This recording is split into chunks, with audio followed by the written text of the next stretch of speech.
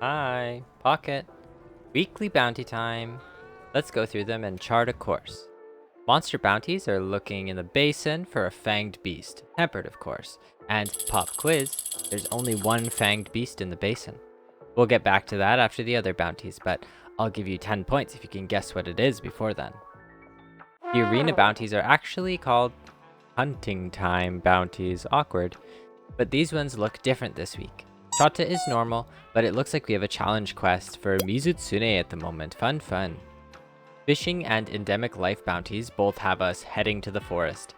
Fishing wants us to catch 3 with the rod and a gastronome tuna, and endemic life wants us to catch an emperor hopper and gather 100 points. Shouldn't be too hard.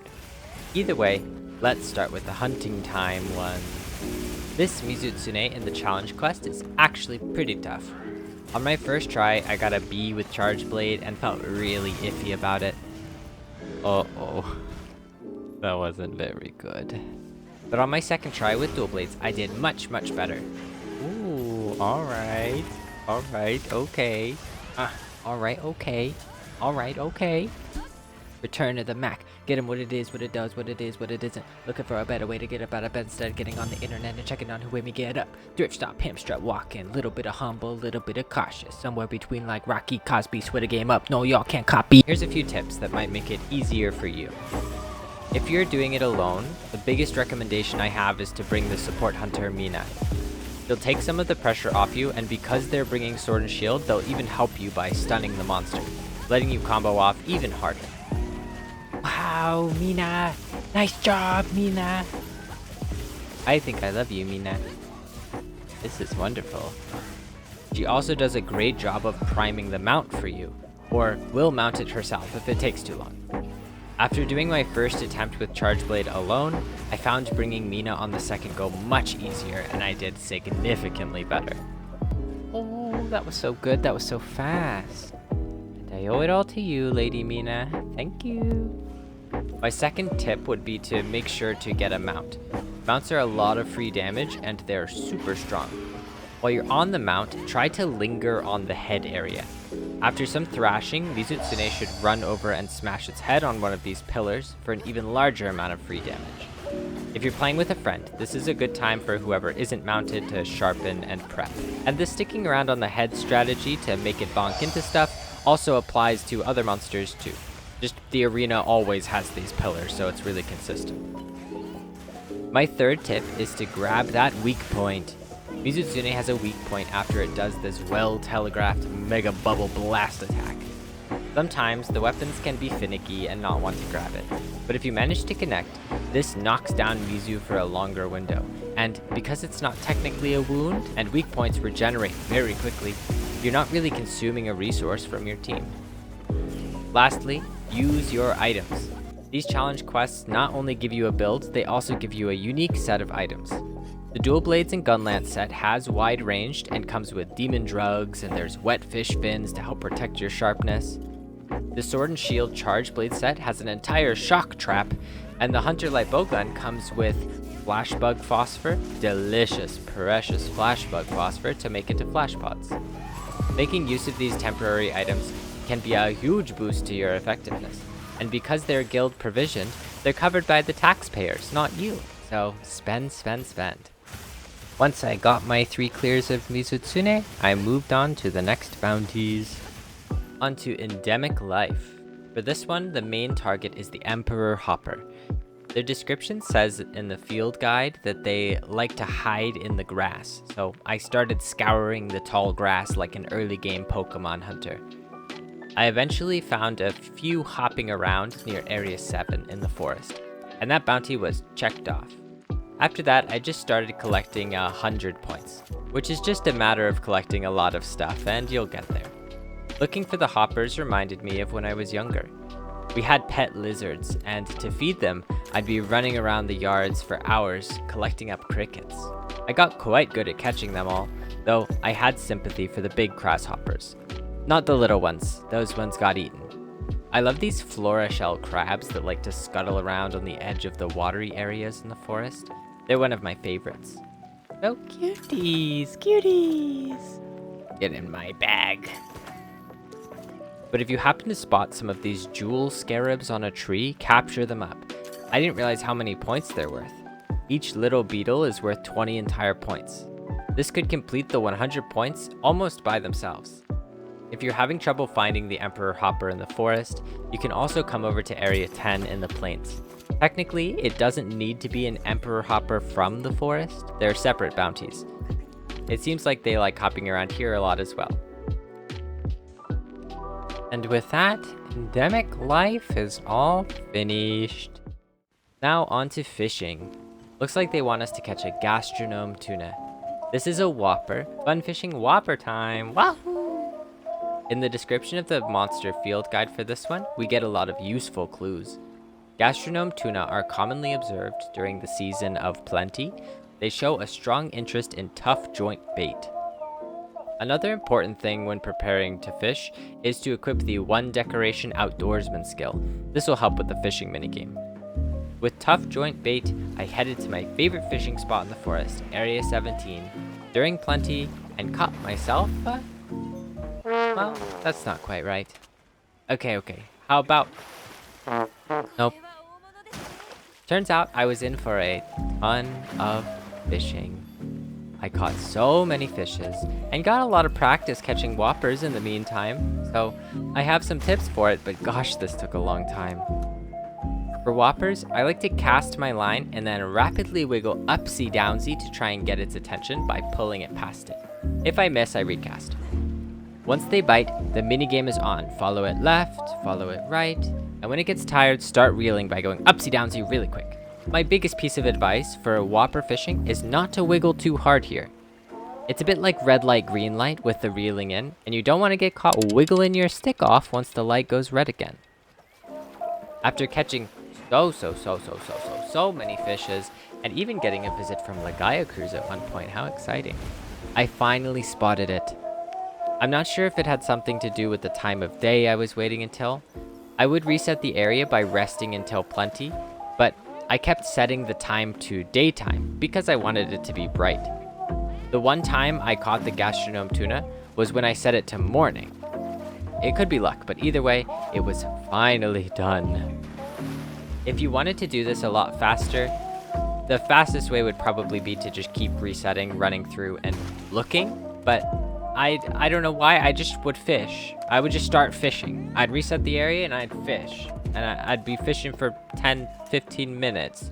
And then I'd go reset the area, and then I'd fish up things that I knew weren't the tuna because you can literally see them. So, it's up to you. Whatever you want to do. There's no right way. This sure felt like the wrong way. By the way, this is objectively the best fishing spot.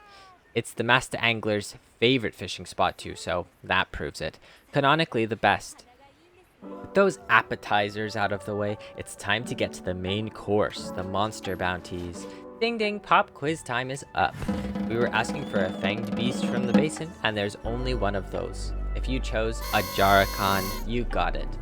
There's no event quest for a convenient tempered base in Ajarakan right now, so you'll have to source it yourself. Ajarakan's a really cool monster, like Fiery Rajang, and one I've already beaten in the 50 Hunts series, a collection of videos where I hunt a specific monster 50 times. So it's one I'm more familiar with. Here's some tips for this one. Ajarakan has a big telegraph it likes to do, where it puts its fists on the ground.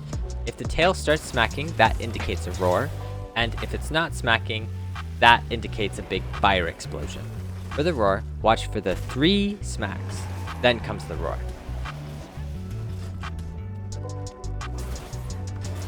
For the fire blast, rotating around Ajarakan makes this very easy to dodge. It can be a good time to chill, take a breather, before grabbing the weak point that appears on its arms right after. Another little tidbit about this mechanic is that the roar happens when Ajarakan is activating its glowing state. So if Ajarakan is not glowing, the activation of the glowing will be the 3 smack roar, and the fire explosion can only happen while Ajarakan is glowing. So if Ajarakan's not glowing, expect a roar. If Ajarakan is glowing, expect an explosion.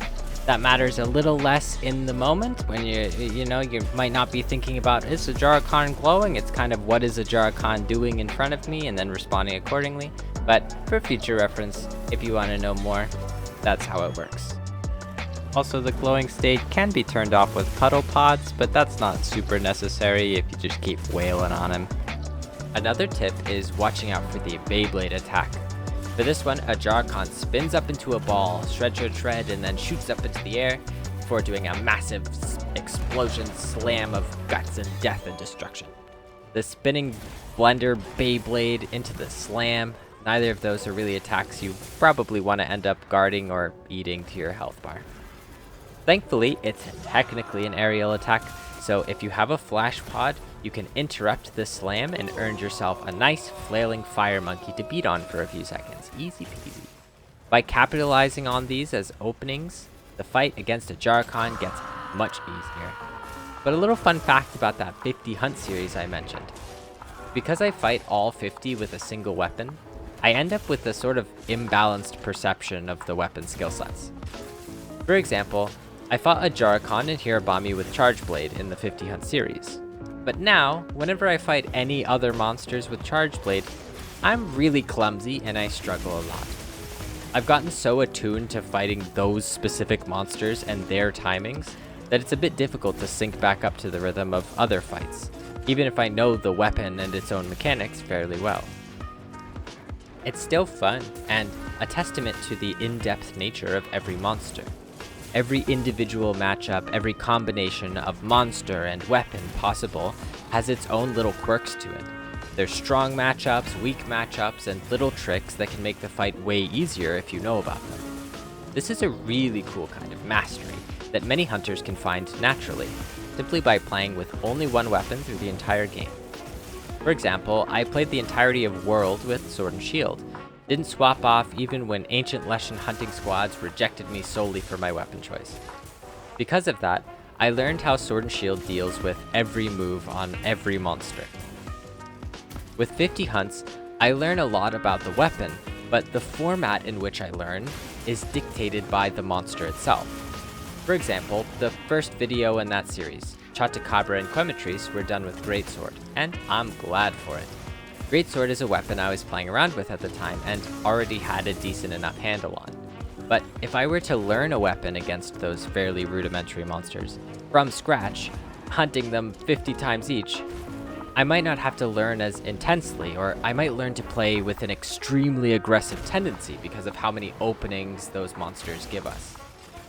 After hunting 50 Jin Dahads with bow, I was competent with bow to know pretty much every move it had, but had grown a dependence on certain moves over others. I used a lot of tracer rounds and dragon piercers, so when it came time to hunt 50 Guardian Ebony Odogaron with bow, I had to adjust a lot. Dragon piercer was still good, but it didn't work as well on Godogaron. Godo's way smaller and, in a lot of ways, much faster than Jindahad, not allowing me so many openings even if I wanted to use Dragon Piercer. It feels like a classical musician having to play something more modern and poppy. The rhythm can throw you off a lot, and you have to retrain yourself to the new context. But that's another expression of skill, and something I love. Because of the fashion of that series, I end up becoming competent with a weapon, but hardly adaptable.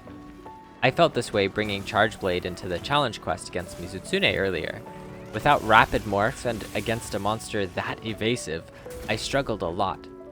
Things that simply worked and timings I was used to didn't apply the same way, so I had to adjust. That adjustment period is probably one of the most magical things about Monster Hunter to me, and why new monsters getting released is such an exciting thing. It's not just Legaia Cruise, it's Legaia Cruise with 14 different matchups. Looking at it that way, at something that's already quite vast, makes it even more cosmic. When I'm more experienced with the game, I'd love to go through with a single weapon and give monster-specific quirks and tips for each one. Alas, there's still weapons I haven't tried yet, like Longsword, Light Bowgun, Gun Lance, and Insect Glaive, so I've got a long way to go before I'm comfortable making something that huge. Anywho, that's the last Ajarakan. GG! I headed back to the Bounty Cat to collect my large supply of bounty goodies. Wahoo! Thank you for watching. Until next time, fellow hunters, good luck and goodbye.